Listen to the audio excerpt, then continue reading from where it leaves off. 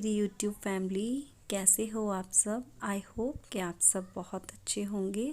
हम भी अच्छे हैं और मैं भगवान से, कान्हा जी से हमेशा यही प्रे करती हूँ कि सब लोग खुश रहें, स्वस्थ रहें और अच्छे रहें।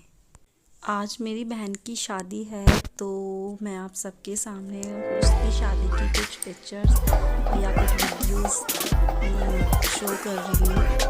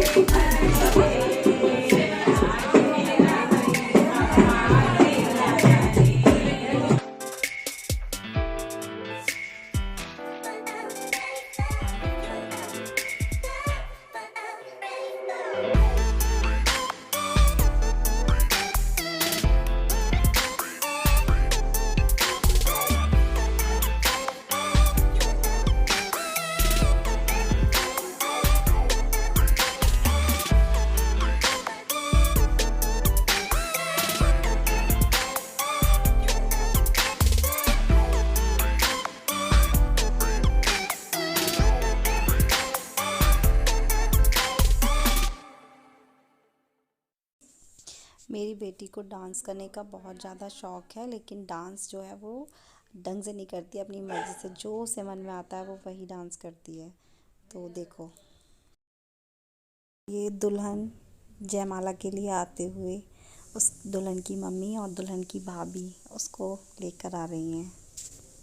मुझे इसको देखकर अपनी शादी की याद आ रही थी। जब मेरी शादी थी तो जब जयमाला के लिए जाना होता है तो उस टाइम पे मुझे बहुत ज़्यादा घबराहट हो रही थी कि मैं मतलब कैसे जाऊंगी अंदर, क्या होगा, सब मुझे कैसे देखेंगे।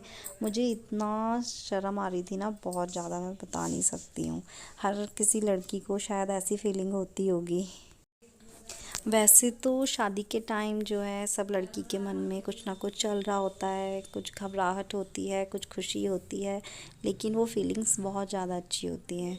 वो शादी, क्योंकि शादी में जो एक लड़की महसूस करती है उसे कोई महसूस नहीं कर सकता।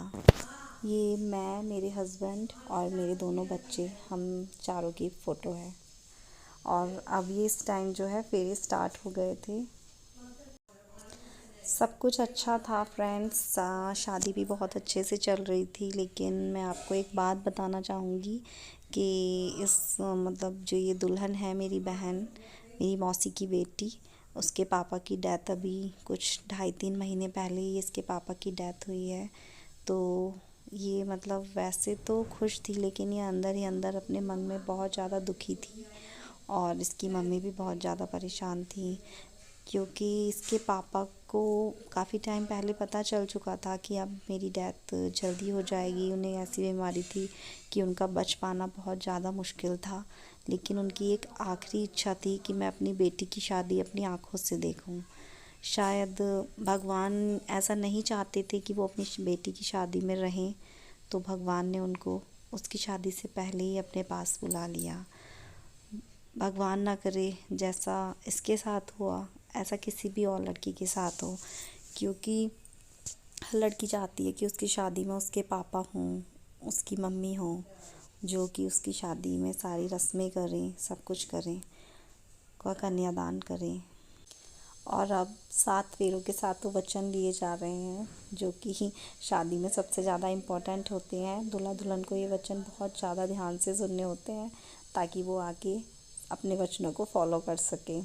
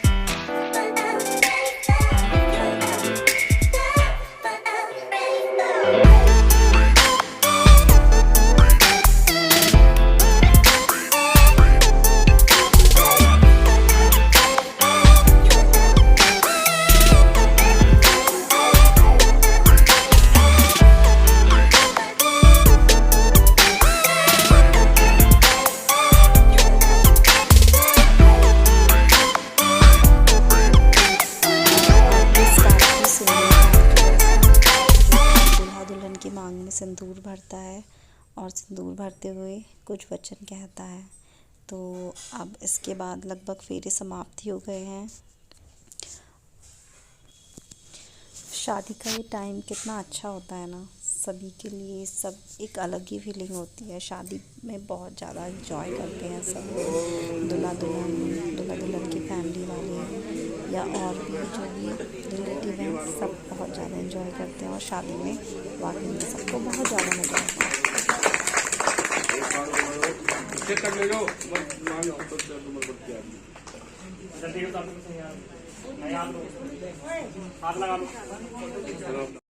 और हाँ, शादी के बाद हमारे जब जयमाला होती है, जयमाला के बाद में फेरे होते हैं। फेरे के बाद जब दूल्हा दुल्हन फेरे पर से उठते हैं तो लड़की की भाभी दूल्हा दुल्हन का टीका करती है, मतलब आरती उतारती है और उनको अंदर गेट पे खड़े होके ये आरती होती है और फिर उन्हें गेट से अंदर लिया जाता है। और दूल्हा जो होता है वो लड़की की भाभी को कुछ ना कुछ नेक देता है अपनी मर्जी से। आरती की रस्म समाप्त होने के बाद फिर दुल्हन जब अंदर बैठी थी तो फिर हम सब ने सोचा कि क्यों ना दुल्हन के साथ में अपनी पिक्चर्स ली जाएं। तो मैंने सबकी पिक्चर्स ली दुल्हन के साथ में। ये दुल्हन के ताई और भैया है और ये दुल्हन की मम्मी और उसकी ताई हैं। चलो आप पिक्चर्स एंजॉय करो। ओके।